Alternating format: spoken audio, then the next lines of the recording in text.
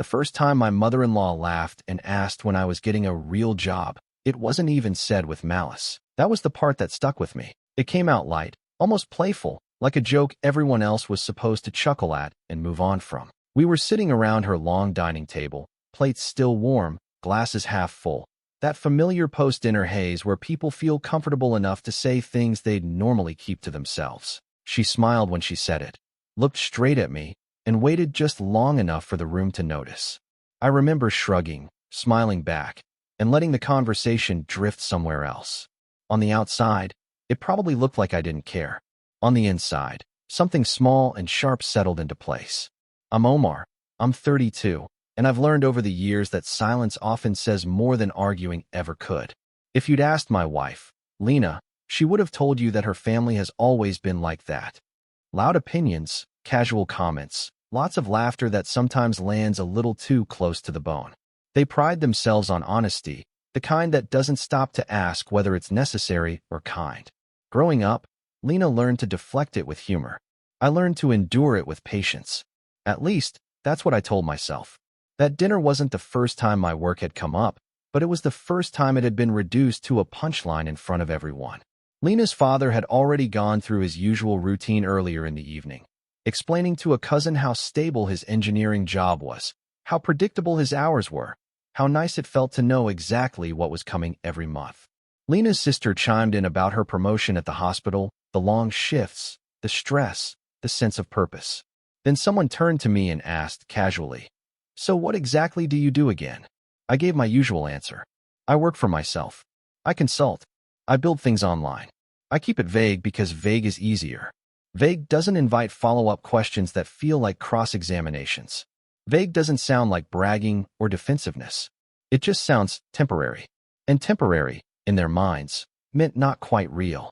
My mother-in-law tilted her head, fork resting against her plate, and laughed. "That's nice," she said. "But seriously, Omar, when are you getting a real job?" She glanced around the table, as if inviting everyone else in on the joke, then added, "You know, something with benefits. Something stable." There it was. Light. Harmless. Wrapped in a smile. Everyone laughed politely. A couple of people nodded. Someone said, "Yeah, the economy's tough right now." Lena shot me a quick look, the kind that says, "I'm sorry," without actually saying it. I shrugged, smiled, and said, "We'll see." Then I asked her uncle about a renovation project he'd mentioned earlier, and just like that, the moment passed. But it didn't really pass. It just sank deeper. I didn't grow up dreaming of approval from people who measured worth by job titles, but that doesn't mean it didn't sting. I've spent years building what I have. Long nights, quiet mornings, risks that didn't look impressive until they worked. My days don't look like theirs. There's no uniform, no office gossip, no predictable ladder to climb. To them, that meant I was floating, unanchored, waiting for adulthood to begin. Lena and I talked about it on the drive home. She apologized, again, for her mother's comment. I told her it was fine. And it was, in the sense that I wasn't going to start a family argument over a single sentence. But I also told her something else, something I hadn't fully admitted to myself yet. I told her I wasn't going to correct them. Not now. Not later. If they wanted to think I was drifting, that was their choice. She looked at me carefully, the way she does when she's trying to read between my words. "Are you sure?" she asked. "You don't have to prove anything to them." "I know," I said. And I meant it. At least, I thought I did. Over the next few months, the comments didn't stop. They just changed shape. At birthdays, someone would ask if I'd found anything steady yet. At holidays, my mother-in-law would ask Lena, not me, whether we were worried about the future. There was always a laugh attached, always a quick pivot to another topic, like the words themselves weren't meant to linger. But they did. They stacked up quietly, each one reinforcing the same unspoken narrative. I was being tolerated, not respected. What bothered me most wasn't the judgment. It was the assumption, the idea that because my work didn't look familiar, it must not be serious. Because I didn't complain about stress, I must not be working hard. Because I didn't talk about money, there must not be much of it. I started noticing how often money came up around them. Not numbers, not specifics, just comparisons. Who bought what? Who upgraded their car? Who was doing well? Lena's sister loved to drop hints about bonuses.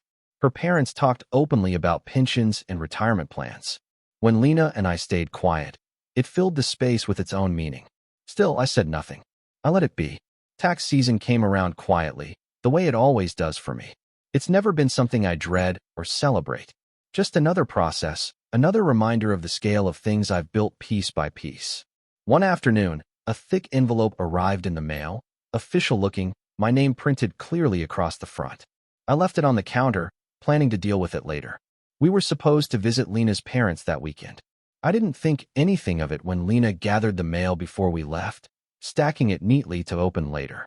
I didn't think anything of it when her mother insisted on tidying up the kitchen after lunch, moving papers, wiping counters, humming to herself. I didn't think anything of it until I heard her voice change. It wasn't loud. It wasn't dramatic. It was just quiet enough to notice. A pause where there shouldn't have been one. "Omar," she called out from the kitchen, holding something in her hand. I looked up from the couch and saw the envelope. My envelope. Opened. And for the first time since that dinner months ago, I felt something shift, not in the room, but in the balance between us.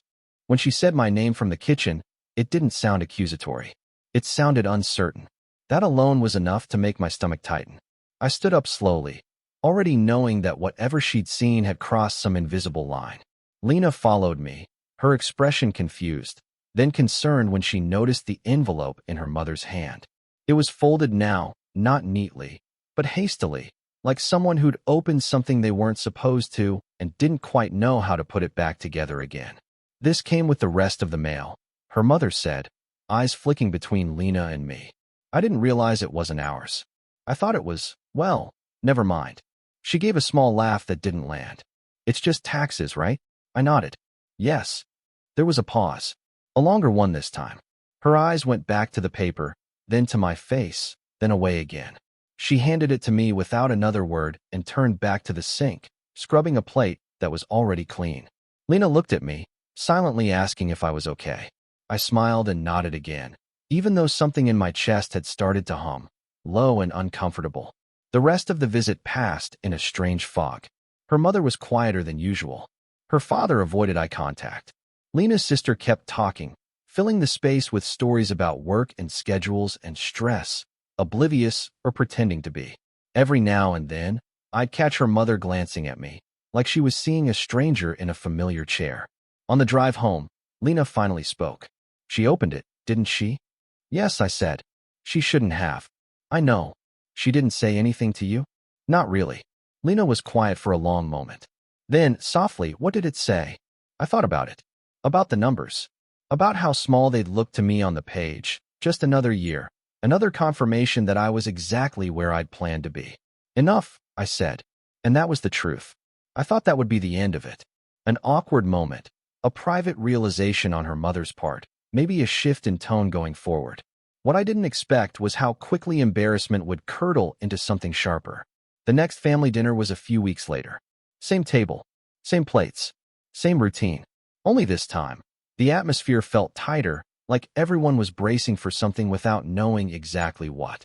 Her mother was overly attentive at first, asking if I wanted more food, if I was comfortable, if I was working too hard lately. It was such a sudden change that it almost felt like mockery, even though her voice was sweet. Lena noticed it too. She kept glancing at me, eyebrows slightly raised. Then the comments started again. Only now, they were different. "So," her mother said at one point, stirring her tea, "this consulting thing you do, it must be very demanding." "It has its moments," I replied. "And it's reliable?" she asked. "I mean, you never really know with those kinds of things. One you're good, one you're not so good, right?" There it was. The shift. Not curiosity. Concern. The kind that pretends to be helpful while quietly questioning your right to sit at the table. "I manage," I said. She nodded, lips pressed together. "Of course. I just worry about Lena. About stability. About the future. You know how it is." Lena put her fork down. "Mom, I'm just saying," her mother continued quickly. "It's different when you have a real structure. A company behind you. Protections. You can't build a life on something that could disappear." I met her eyes. Calmly. "It hasn't disappeared yet." Her father cleared his throat, but said nothing. After that dinner, the phone call started. Not to me. To Lena. Always framed as concern. Was I stressed? Was I overwhelmed? Did I seem distracted? Had we talked about long-term plans? Lena would shut it down every time, but I could hear the tension in her voice afterward, the way it lingered even after she hung up. Then came the comparisons. Lena's sister announced she was buying a new car. Her parents praised her for being responsible and forward-thinking. Her brother-in-law joked about how nice it was to have guaranteed income. Someone glanced at me when he said it. I laughed. Quietly. Let it slide. Again. The breaking point didn't come all at once. It crept in through small exclusions. A family outing planned without asking if we were free. A decision made under the assumption that we probably wouldn't want to spend the money. Lena noticed it before I did. Or maybe I noticed and didn't want to name it yet. One night, Lena came home pale and tight-lipped. She dropped her bag by the door and sat down heavily on the couch. What happened? I asked. She hesitated. I had lunch with my mom today. I waited. She asked me if I'd thought about protecting myself. Legally. I felt my chest tighten. Protecting yourself from what? She swallowed. From you. The word hung there between us. She said that if anything went wrong, if your work dried up, if something happened, I'd be the one carrying the burden. That I should think about separating finances. Just in case. I stared at the wall for a moment, letting the anger rise and settle into something colder. And you? I told her no, Lena said quickly. I told her she was out of line. She said she was just being a good mother. Of course she did. After that, the tone shifted again. Now it wasn't just concern. It was strategy. Lena's parents started inviting her to things without me. Just quick coffees. Errands. Girl time. Lena pushed back, but the message was clear. They wanted access to her without me present. Then came the dinner invitation that finally snapped something inside me. It was supposed to be a small family gathering. Just immediate relatives. Lena and I arrived a little late. Traffic worse than expected. As we walked in, conversation stopped for just a second too long. We sat. Plates were served. And then her mother smiled and said, "We had a little discussion earlier." Lena stiffened beside me. About what? About planning, her mother said. About the future. Her father nodded. We were thinking it might be wise for Lena to have a safety net. Independent savings. Something that's hers. I felt the room tilt slightly. She does, I said evenly. Her mother waved a hand. You know what I mean. Something untouched. Separate. Lena looked between them. Why are you talking about this like I'm not here? We're talking because you are here, her mother said. Because we love you. I finally spoke again. And what exactly are you suggesting? Her mother took a breath. We're suggesting that until Omar's situation is more traditional, it might be smart to keep certain things protected. Just in case. There it was. Not a joke. Not a laugh. A line drawn. I looked at Lena. She was shaking now, not visibly, but I could feel it through the way her hand clenched in her lap. We're leaving, she said. Her mother frowned. Don't be dramatic. Lena stood. You don't get to talk about my husband like he's a liability. Her father finally spoke. Sit down. Let's be reasonable. I stood too. The room buzzed with discomfort, but no one stopped us. As we walked out, her mother said something that cut deeper than anything else she'd said before. We're just trying to help you before it's too late. In the car, Lena broke down. Not loud. Just tears sliding silently down her face as she stared out the window. I'm sorry, she whispered. I didn't think it would get this bad. I took her hand. Neither did I. That night, something changed. Not in my anger, but in my clarity. This wasn't about misunderstanding anymore. It was about control. About deciding who was worthy and who wasn't, and trying to rearrange our lives to fit their comfort. And then, a few days later, Lena got a call from her sister. I didn't know how to tell you, she said, voice tight. Mom and Dad asked me to talk to you. About what? Lena asked. There was a pause. About convincing you to think independently. About maybe staying with them for a while. Just to have space. To think things through. Lena went very quiet. They think, her sister continued carefully, that if you weren't around Omar so much, you might see things more clearly. When Lena hung up, she looked at me with a mix of disbelief and hurt I'd never seen before. They're trying to separate us, she said. That was the moment it stopped being uncomfortable and started being unforgivable. And it was also the moment I realized that silence, the thing I'd relied on for so long, was no longer protecting us. It had only given them room to go further. I didn't say anything yet. I didn't confront them.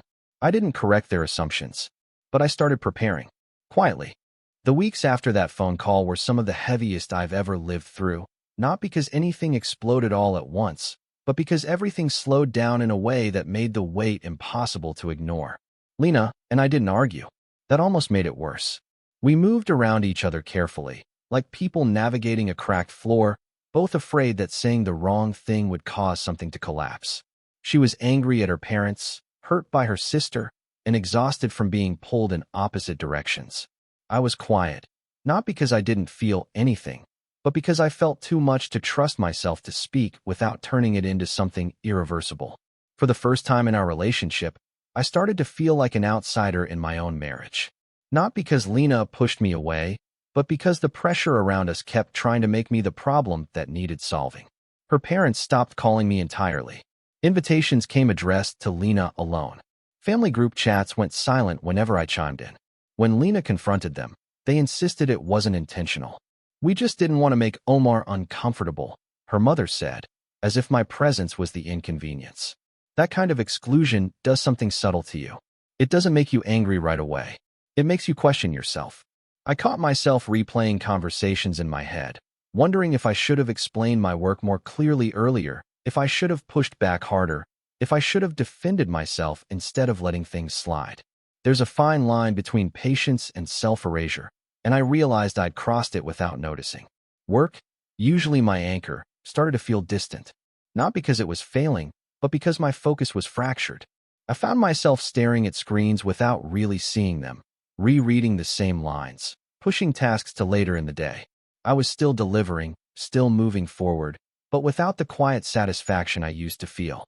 At night, when Lena fell asleep, I stayed awake longer than usual, listening to the steady rhythm of her breathing and wondering how something that started as a joke had turned into a slow, deliberate attempt to rewrite our lives. The lowest point came quietly, on an ordinary afternoon. Lena came home earlier than expected and sat down across from me at the kitchen table. She didn't cry this time. That scared me more than if she had. "They want to help with a down payment," she said. I didn't say anything right away. "My parents," she added. "They said it would make things easier for us. More secure." "And the conditions?" I asked. She hesitated. That was answer enough. "They want it in my name," she said finally. "Just mine. They said it's standard, that it protects me." I nodded slowly, even though my chest felt tight. "And what do you think?" "I think," she rubbed her temples. "I think they're using money to make a point. And I hate that it's working on me." That honesty broke something open between us. Not in a bad way. In a raw way. We talked for hours that night, not about numbers or plans, but about trust, about identity, about how easy it is for outside voices to creep into places they don't belong. Lena admitted that part of her felt embarrassed by the way her family talked about me, even though she knew it was unfair. I admitted that part of me felt ashamed for letting their opinions get under my skin, even though I knew my worth wasn't defined by their approval. "I don't want to be a project they're fixing," she said quietly. "And I don't want you to feel like you have to prove something just to be accepted." "I don't want to prove anything," I said. And in that moment, I realized it was true. What I wanted wasn't validation. It was peace. The next few months were quieter. Fewer family dinners. Fewer calls. Lena set boundaries that surprised even herself. She stopped answering questions that came wrapped in concern. She refused to discuss our finances. She corrected assumptions instead of smoothing them over. Her parents didn't like it. The distance grew. With that distance came grief, but also relief. Still, I wasn't myself yet. The constant tension had taken its toll. There were days I felt invisible, even in rooms where I was physically present. Days where the voice in my head sounded a little too much like my mother-in-law's, asking when I'd get a real job, questioning how long this could last, wondering if it was all just luck waiting to run out. So I did something I hadn't done in a long time. I stepped back and took inventory, not of my income or assets, but of myself. I started my mornings earlier. No emails, no messages, just quiet. I went for long walks, letting my thoughts wander without trying to control them. I wrote things down.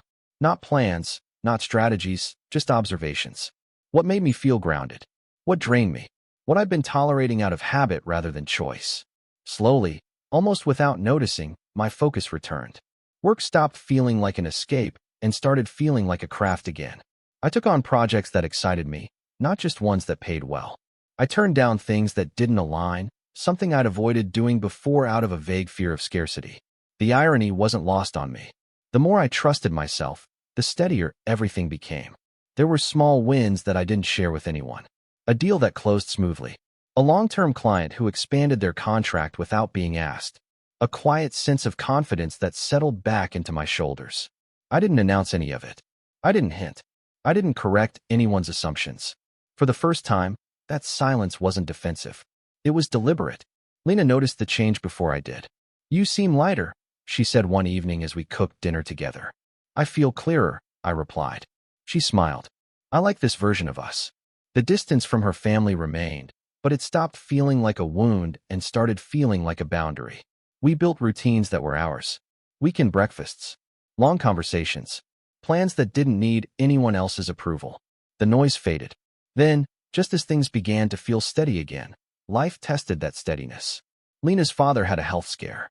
Nothing catastrophic, but serious enough to pull the family back into orbit around each other. Hospital visits, group messages, a sudden return to forced proximity. Lena asked me, carefully, if I was okay being around them again. "I'm fine," I said, and I meant it, though I didn't yet know what that would require of me. The first visit was tense, but civil. Her mother was polite, distant, almost overly formal. No jokes, no comments, just observation. She watched me the way someone watches a puzzle they haven't solved yet. Then, one afternoon, she asked Lena to step into the hallway to talk privately. I stayed behind in the room with her father, making small talk about weather and traffic, both of us avoiding the real subject like it was radioactive. When Lena came back, her face was tight. "She wants to apologize," Lena said quietly once we were alone later that evening. "For what?" I asked. "For pushing too hard," Lena replied. "But she also wants to understand where things stand." I almost laughed at that. Almost. A few days later, her mother invited us over for coffee. Just the three of us. No audience. No distractions. Lena asked if I wanted to go. "Yes," I said. Not because I needed closure, but because I felt ready. We sat in her living room, the same place where so many harmless jokes had been made. Her mother stirred her cup nervously before finally looking up at me. "I may have been unfair," she said. "I just want to know that my daughter is secure." "She is," I said evenly. She nodded. "I know you do well. I saw enough." There it was. The unspoken acknowledgement. "But," she continued, "numbers don't tell the whole story." I smiled slightly. "No, they don't." Something shifted then, not toward reconciliation, but toward truth. She wasn't apologizing to make peace. She was recalibrating, adjusting her understanding now that the old narrative no longer fit. And in that moment, I realized something important. This wasn't over. Not yet.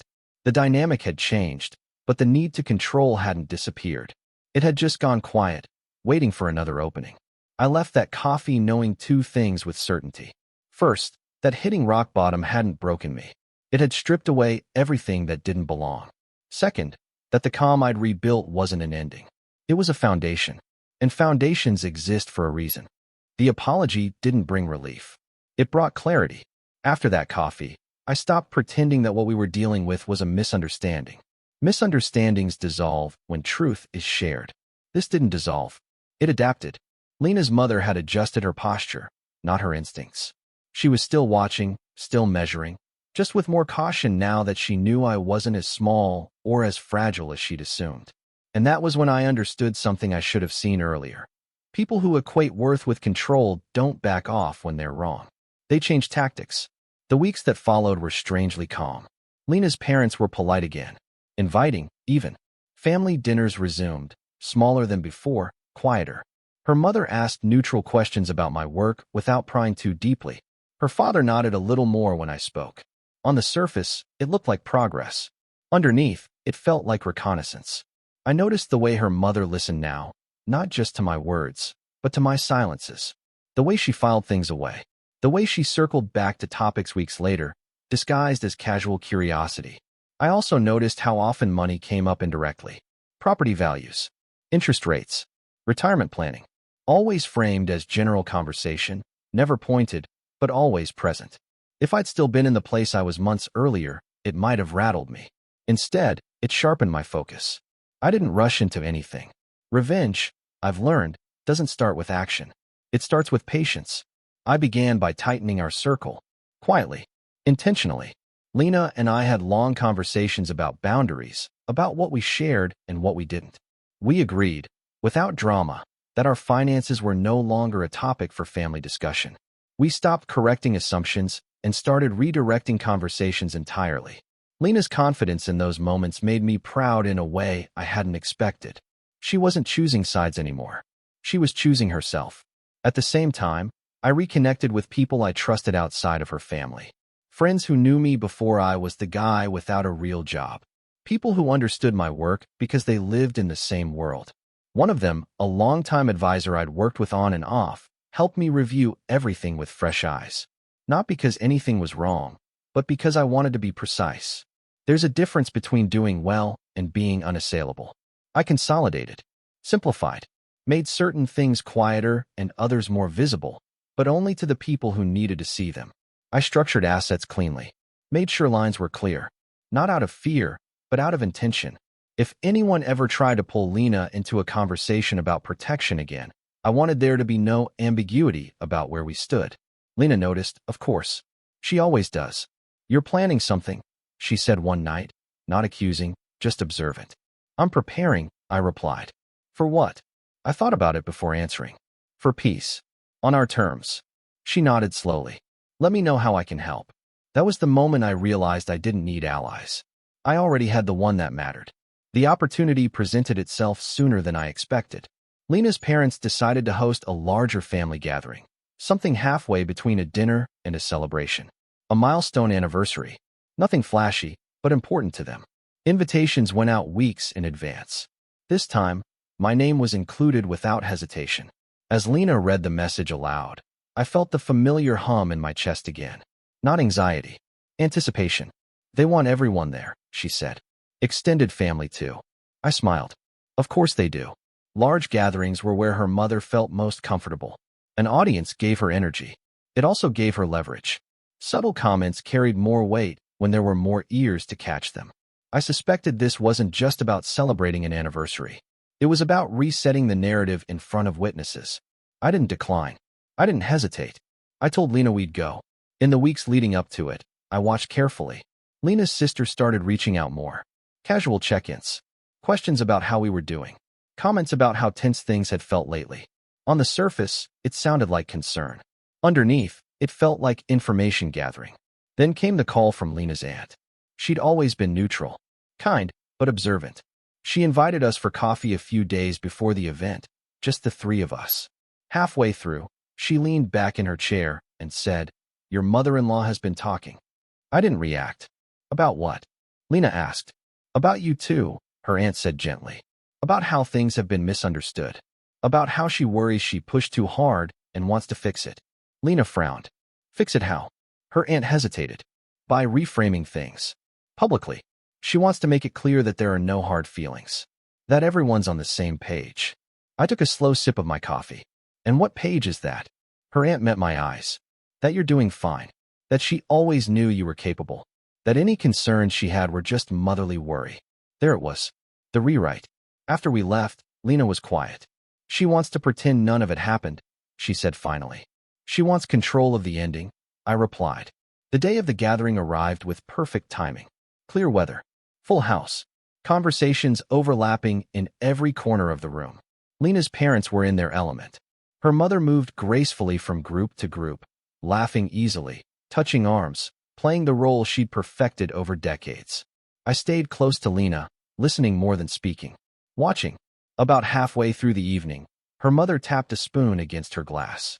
"I just want to say something," she announced, smiling broadly as the room quieted. "I'm so grateful to have everyone here. Family means everything to us." Murmurs of agreement. "And I want to say," she continued, glancing in our direction, "that I'm especially proud of how strong our family is. How we support each other, even when we don't always understand each other's paths." Her eyes flicked to me. Briefly, deliberately. I felt Lena's hand tighten around mine. "I've learned," her mother went on, "that success doesn't always look the same. And that sometimes, as parents, we worry too much." Soft laughter rippled through the room. "I'm proud of my daughter," she said, voice warm, "and the life she's building. and of the people she's chosen to build it with. All eyes turned to us. There it was. The reconciliation speech. Carefully crafted. Public. Designed to seal the story in her favor. I smiled politely. Nodded. Let the applause wash over us. Inside, I felt something settle into place. She thought this was the ending. The moment where everything reset and her authority was restored. Where the doubts were erased and replaced with gracious acceptance. She didn't realize she'd just handed me exactly what I needed. Because now, the narrative was public. And when narratives are public, they can be tested. I squeezed Lena's hand and leaned in, whispering something only she could hear. Her eyes widened slightly, then softened with understanding. What? She whispered back. Just trust me, I said. She nodded. Across the room, her mother was already moving on, basking in approval, confident the tension had finally been smoothed over. She had no idea that the moment she chose to speak for us was the moment she lost control of the conversation, and that the next time my work came up, it wouldn't be in whispers, jokes, or assumptions. It would be in facts, out loud, in front of everyone. But not yet. The moment arrived quietly, which felt appropriate. No dramatic entrance. No raised voice. Just a natural opening created by the very person who thought she was controlling the room. Dessert had been served. Conversations loosened. People stood in small clusters, plates balanced in their hands, the tension softened by sugar and wine.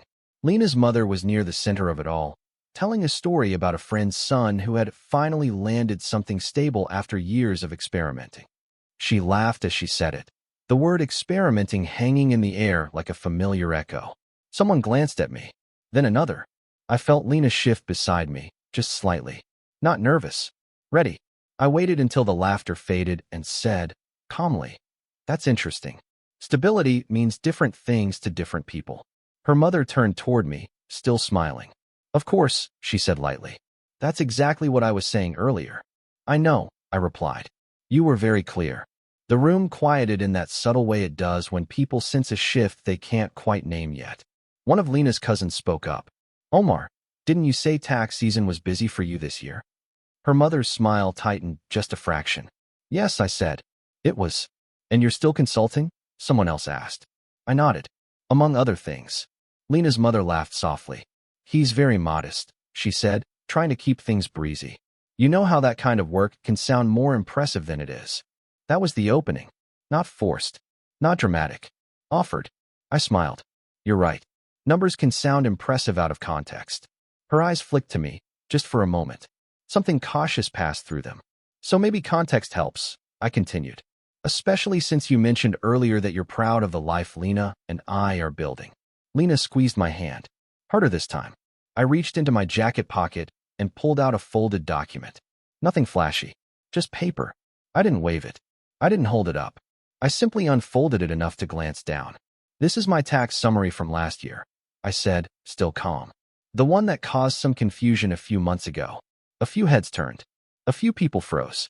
I don't usually share this, I went on, because I don't believe income is a personality trait. But since my work has been such a recurring topic of concern, I thought clarity might be kinder than assumptions. Her mother opened her mouth, then closed it again. I won't read the number, I said. That's not necessary. What matters is this. Lena and I are secure. Not just comfortable. Secure. Our finances are shared, planned, and intentional. There is no risk she needs protecting from. No instability she needs rescuing from. And no future we haven't already prepared for. The silence that followed wasn't awkward. It was heavy. Someone cleared their throat. Someone else shifted their weight. Her mother finally spoke. Omar, that really isn't appropriate. I agree, I said gently. It would have been inappropriate if I brought it up unprompted. But it's been brought up for me. Repeatedly. Often in ways that question my role in this family. Her face flushed. That was never my intention. I know, I replied. And I meant it. Your intention was to feel reassured. To feel in control. But intention doesn't erase impact. Lena stepped forward then, her voice steady. What Omar is saying is what I've been trying to say for months. We are fine. We don't need fixing. And we don't need narratives written about us when we're not in the room. Her mother looked around, realizing too late that this wasn't a private conversation she could steer. Every ear was tuned in now. I was worried, she said weakly. Any mother would be. Worry becomes harmful, Lena said, when it turns into pressure, or manipulation, or trying to separate a couple instead of supporting them. That landed. Her sister stared at the floor. Her father looked tired, older somehow. Her aunt watched with a quiet kind of satisfaction, like someone seeing a truth finally acknowledged. I never tried to separate you, her mother said. Lena didn't raise her voice. You asked my sister to convince me to stay with you. You suggested separating finances. You excluded Omar from conversations about our future. That's not support.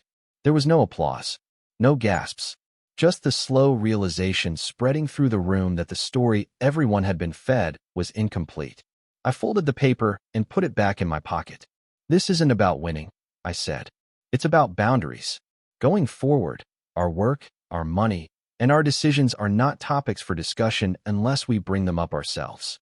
Her mother looked at me, truly looked at me, for the first time without the filter of assumption. I saw something break then. Not her pride, her certainty. The fallout wasn't explosive. It was quieter than that. Over the next few weeks, the family recalibrated. Lena's parents stopped offering advice disguised as concern. Invitations became neutral again, no longer weighted with implication. Some people apologized. Some avoided the subject entirely. Lena's sister admitted, privately, that she'd been uncomfortable for a long time but hadn't known how to push back. Her mother tried, once, to revisit the conversation. Not to argue, but to soften it. To explain herself again. I listened. I didn't debate. I simply said, we've moved forward. We expect you to meet us there. She nodded. Slowly. The real revenge wasn't the moment at the party. It was everything that came after. It was Lena standing taller in every room. It was the end of whispered concerns and backchannel conversations. It was the quiet understanding that I didn't need their approval to belong. I already did, on my own terms. Months later, we bought a house. In both our names. Without help. Without commentary. Lena's parents found out after the paperwork was signed. Her mother congratulated us, politely, carefully. She never asked how we afforded it. That suited me just fine. I learned something important through all of this. Silence is powerful, but only when it's chosen. When it's used to protect peace, not avoid conflict. I didn't need to prove my worth. I needed to stop letting others define it. And the next time someone laughed and asked when I get a real job, I smiled and realized I already had one. Living a real life.